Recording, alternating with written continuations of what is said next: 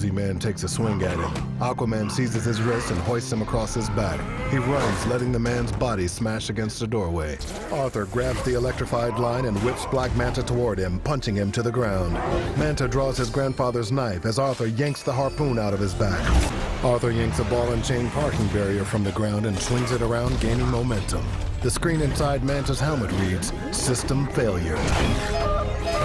The woman finds a dressing wrapped around her wound, a little blood leaking through. My weapon! Here! Tom tosses Atlanta her trident, and she uses it to knock one soldier off his feet. She stabs an attacker, then flips over the couch, running her weapon through a soldier and lifting him into the air. Aquaman kicks the hatch door into his hand and uses it like a shield.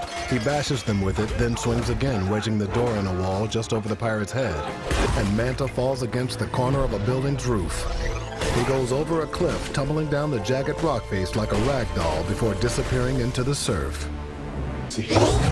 Black Manta's roundhouse kick sends Arthur crashing through a window and onto a rooftop. He rolls off, but catches the edge and dangles by one hand. In a lab, a small insect is on a workbench. Its antennae wave about.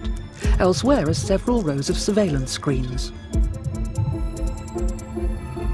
Scott is caught on the screens. He leaves the house with the suit he found.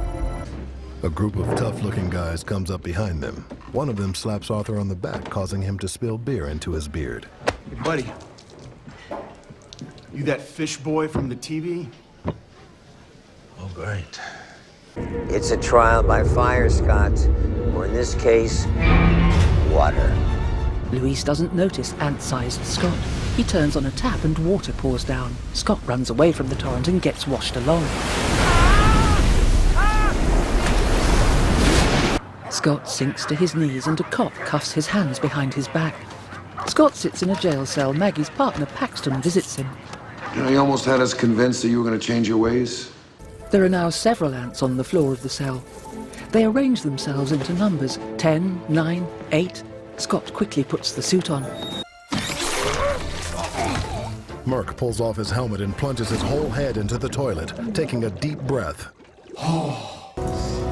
He carefully steps between the crawling ants and makes his way out of the room. Right, just one step at a time. He grimaces. Scott turns to look at Pym, who lifts his glasses and rests his head in his hands. Hope turns a corner in the corridor and stops to take a deep breath. In the gym, Hope throws punches at Scott, who blocks and fights back. She grabs him, then throws him down and pins him to the floor. Studying schematics, fighting Hope, Scott lands a blow. Oh, you okay? Did I hurt? She smacks him in the face, then leaps on his shoulders and pins him down between her thighs. Inside, dressed as a guard, Luis turns around in a body scanner. Step out. He's handed back his gun. All clear. He's given a pass, which he clips to his shirt. He fires a grenade at Aquaman, who moves out of the way. The grenade blows a hole in the sub, and water pouring in dislodges a torpedo, which pins the bald pirate to the wall. The bus driver presses the brake repeatedly, but the vehicle speeds on. It catches air as it crests a steep hill, then careens down the center of the road. He races toward the front and almost slides off, but catches himself on the side mirror and lurches against the door. Open the door, please! She pulls the lever and he swings inside. The back is about to go. Swimming around the hood, he shines a light on Harley lying sprawled halfway through the windshield. He grabs her by the hair and lifts her head. Coming alive, she slashes at him with a knife, and he punches her out.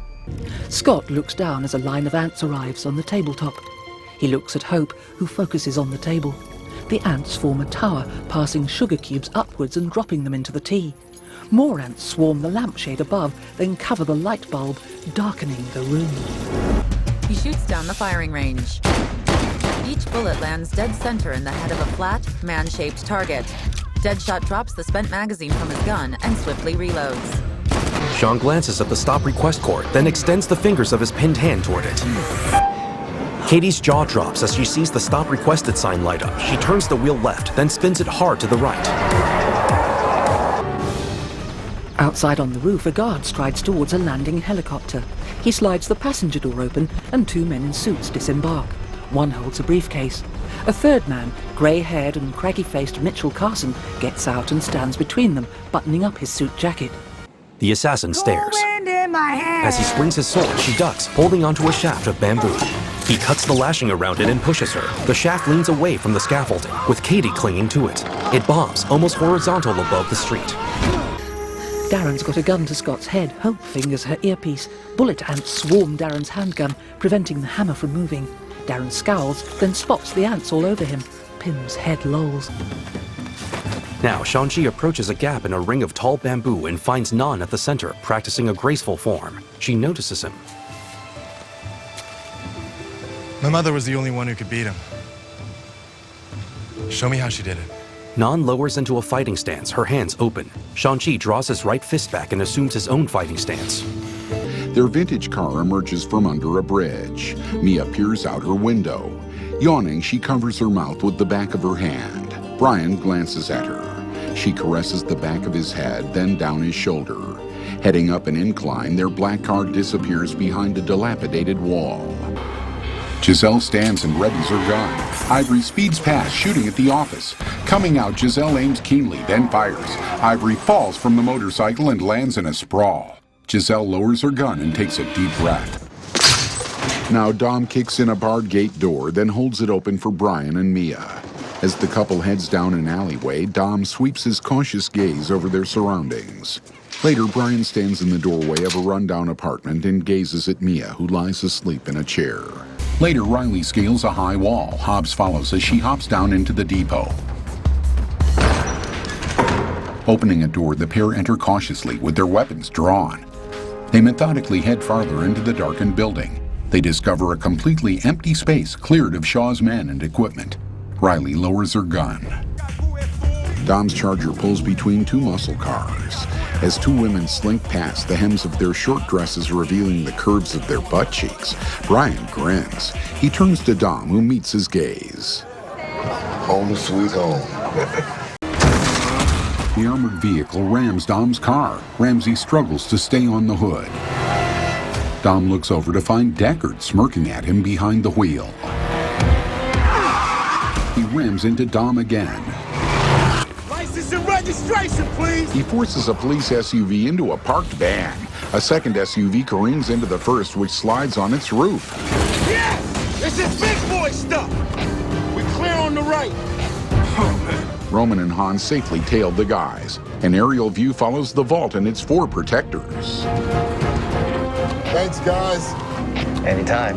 He flips a switch and a large heavy-duty panel rises from the top of his deeply slanted hood. He swerves sharply into an oncoming cruiser, which launches off his ramp-like hood. It corkscrews over Dom's car and lands in a roll. Hobbs clips it as he passes. With a faint smirk, Shaw launches another police car. Dom swerves to avoid it. Brian swings from the frame and grabs hold of the open door. Climbing the front of the bus, Brian loses his footing and hangs from the grill. Rocks crumble beneath the vehicle. As it teeters further, Brian quickly climbs the front end.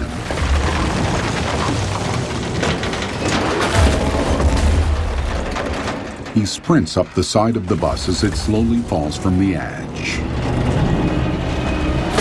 As Elena and Hobbs lay down cover fire, Brian feeds out a winch line from his Charger. The two partners attach the cables to the sealed vault. Back in the station's administrative wing, Reyes notices Alameda's men clambering. What's happening? They're taking the vault. What? The vault. From the back of the plane, an explosion erupts. It sets off a domino effect of fiery blasts, consuming the entire aircraft. From its nose, a Dodge Charger bursts out of the fire. Letty beams radiantly. The car loses control and flips into a roll. At the wheel, Dom braces himself against the interior. The skidding plane continues past the wrecked car, following the three remaining vehicles. Brian parks their car behind a red vehicle with two Brazilian teens sitting on the trunk. As the Americans step out of their car, we peer through a chain-link fence across the street. They scan the neighborhood. It's gotta be it, right? As Brian and Mia walk off, our view lifts away to reveal a gunman with a shaved head overlooking their car. He speaks into a radio. Outside, Dom puts the well-dressed man across his shoulders. Brian hurries behind the wheel of an SUV as Dom loads the well-dressed man into the back seat. He guns it in reverse, then whips the vehicle around and speeds off.